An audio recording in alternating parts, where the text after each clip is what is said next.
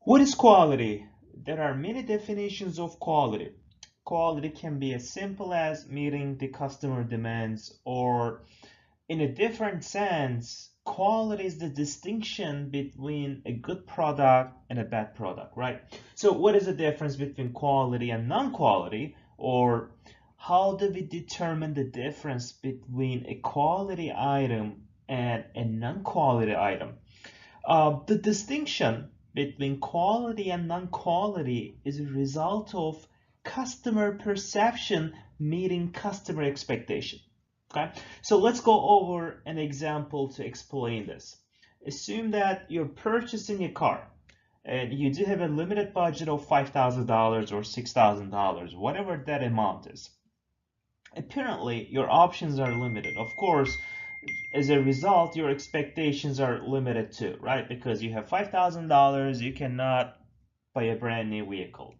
So you're looking for a product, you're looking for a vehicle that can take you from point A to point B. This is your only criteria, okay? So you're looking for a vehicle that can take you from point A to point B with minimal maintenance cost, and that has to be under $5,000 or $6,000.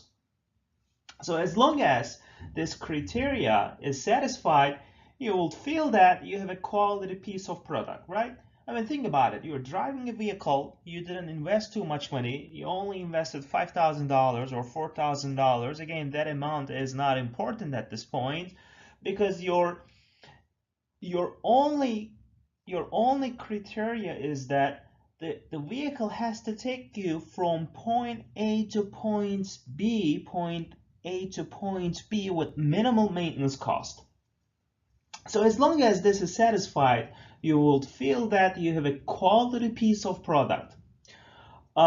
We can flip the scenario. We can flip the scenario and say that we purchase a car within the budget, but that vehicle happened to be a nightmare. It keeps giving you mechanical issues, the check engine light keeps coming on, and the expected cost of the maintenance or the expected cost of the vehicle is over the limit, is over the threshold that you determined before. Okay, so if that's the case, you say, well, this vehicle is not a good quality. This vehicle is not made of quality parts, right?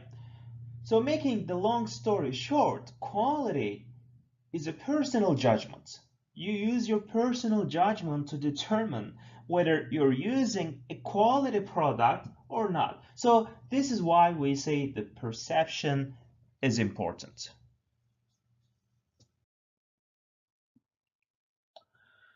So the question is, why do I care about the quality? Why do we care about the quality? Or why quality is important for companies? We'll try to explain this with an example. Let's assume that you are making brake pads for automotive manufacturers and the market is monopolistic. It means you are the only manufacturer that produces brake pads in the market. Let's assume that this is the case, okay? So automatically, auto manufacturers feel obligated to buy as they have no other alternatives to buy from, right? They have to buy your brake pads because they have no other alternatives to buy from. As a manufacturer of the brake pads, this gives you some relief because you realize that those auto manufacturers have no other places to buy the brake pads from. I mean, you still care about the quality because you don't want to jeopardize the relationship between you and those auto manufacturers, right? But you don't care about as much as you would if there was a competition in the market, okay? If there was one other company that makes the same brake pads, then your approach would have been different. In fact, in today's manufacturing environment, the competition level is high, right? There are many vendors, there are many manufacturers that produce brake pads for auto manufacturers. So the competition level is high. and the market has no mercy. A single mistake can cost a lot of money, directly or indirectly. Uh, think about how much Toyota suffered from the gas pedal issue back in 2008. I suggest that you watch a few videos regarding the gas pedal issue. Just YouTube it or just Google it and just read an article and get some knowledge on what happened to Toyota in 2008. One other example is the Hyundai case. Hyundai was one of the best-selling vehicles in the United States back in 1985 or 86. I don't remember the dates right now. Uh, they were selling a four-cylinder gas-efficient vehicle. I think the brand was Hyundai Excel. I think it was Hyundai Excel. It was one of the best-selling vehicles because it was efficient on gas and the price was right under $5,000. So people could afford it and they were spending less money on gas. So this is what the economy wanted, right? Uh, so in 1985 or 1986, Hyundai set a record of selling the Excel model in the US market. It was the most selling vehicle in the US market. The headquarters in Korea thought that there was a great opportunity to expand their business. So they decided to cut the quality. They decided to expand the business by cutting the quality. So they were able to make an agreement with vendors who provide parts cheaper, but that cheaper parts came with their own problems. After 1986 and 1987, the quality problems became a huge issue for the company. There were problems with the transmission. There were problems with the engine. The transmission was not shifting right. There were engine problems, and most importantly, Hyundai, the headquarters in Korea, did not invest in any of those trainings where mechanics could fix those cars. Okay, so they didn't have anybody to fix those cars, so they failed. As a result of failure, they suffered a lot from 1987 to 2002. In 2002 or 2001, Hyundai decided to uh, work with a research group, and they were trying to figure out the real issue. They were trying to figure out why they failed in the past 15 years, 16 years. They already knew what was going on, but they wanted to collect some data to make sure that they have the right data to use for their prediction models and everything. Um, so after making uh, an agreement with the research company, they figured out that the real problem or the real demand was the warranty. People didn't trust the name of the Hyundai anymore, so they wanted Hyundai to stand behind their products. That was the point that the research company came up with. They said, well, you better offer a good warranty so that people think that you stand behind your product. This is why Hyundai was the first company who offered 10 years, 100,000 miles warranty on every single car that they sell in the United States. Okay, so this is the story of the Hyundai. You see how quality can change the fate of a company, how quality can affect the uh, financial figures in a company.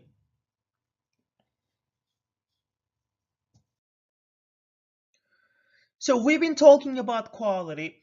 Let's define what quality control is. What do we mean by quality control? What do we mean by statistical quality control? As you can see on the screen, quality control is the use of techniques or methods to achieve the quality of a product or service. Statistical quality control is the collection, analysis, and interpretation of data for use in quality activities. So, in a similar point of view, we can define quality control as a set of procedures that are leveraged to ensure that sustainable product quality is achieved, if not improved with minimum number of errors. So our first aim, our first purpose is to increase the quality with minimum number of errors. But after a certain point, once that quality level is achieved, we want to make sure that sustainable product quality is achieved 100%. Statistical quality control. So we already talked about the quality control. Statistical quality control is a subcomponent of quality control. It refers to the use of statistical methods to monitor process behavior. But we will make that determination by using statistical methods. So we will monitor the process by using statistical methods. For instance, we will be using control charts under Six Sigma. We will be using control charts under Six Sigma to determine whether the process is in control or not. It's kind of too early to talk about those, but those are just the definitions that you need to know before we deal with those statistical methods. Okay, so to making the long story short, statistical quality control is all about measuring and evaluating the quality of the product. Okay, speaking of quality, let's talk about International Organization for Standardization, ISO. ISO is the acronym for International Organization for Standardization. ISO is an independent organization, so it's not a dependent one, but it's an independent organization that develops and publishes international standards on quality management. And the reason that they publish international standards because they want to make sure that products and services that you use are reliable and they are made up of quality components. Okay?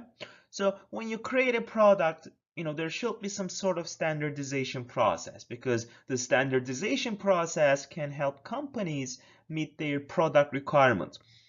The thing that we need to know about ISO is that ISO is sometimes confused with total quality management. So ISO is not a replacement for total quality management. ISO deals with consistency and record keeping.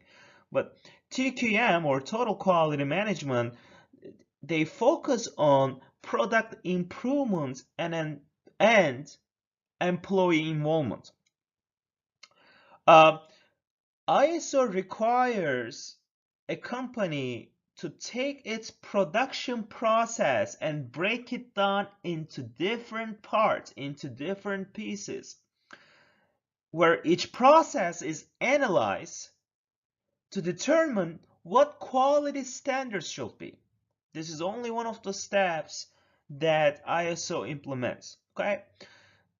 This process may be a little complicated, but ISO only cares about whether the company is following the procedures that they establish, which we already defined, which was the standardization process. So as long as you follow the procedure, your product is ready to be used by public or by the manufacturers. So the overall mission is to make sure that the product is consistent. I mean, think about it. If you're making gas pedals for a specific make and model, you don't want to see any variation, right? You want a quality, but more importantly, a consistent product in terms of its product characteristics. If you Google ISO, there are different ISO standards: ISO 9000, ISO 9001, ISO 1400, 1401, and so on. So we're not going to spend too much time on those different ISO standards, but here let's talk a little bit about what ISO 9000 and ISO 9001 is. ISO 9000 is defined as a set of international standards that are designed to help companies or organizations ensure that they meet the need of customers while satisfying the regulations in industry. Okay. So at the end of the day, it's all about the business efficiency and customer satisfaction. Like we mentioned 2 slides back, the overall goal of the quality assurance is to gain customer retention. Okay, we want to create a loyalty atmosphere in industry. We want to retain as many as consumers that are required. Uh, so you may ask, what is the difference between ISO 9000 and ISO 1400? ISO 9000 is a quality management system, like we mentioned before. It's a quality management system that deals with customer satisfaction and improvement. ISO 1400 uh, it is more on the environmental management system. So it's an environmental management system that provides a system for measuring and improving an organization's environmental impact. Okay, so again, we don't have to know the difference at this point. We do not have to know the difference between ISO 9000 and ISO 1400, but this is a short but also a descriptive difference between ISO 9000 and 1400. Let's talk about other quality terms that we need to get a good understanding of. Benchmarking. Benchmarking is a unique way of discovering opportunities. Those are usually internal opportunities for improvement.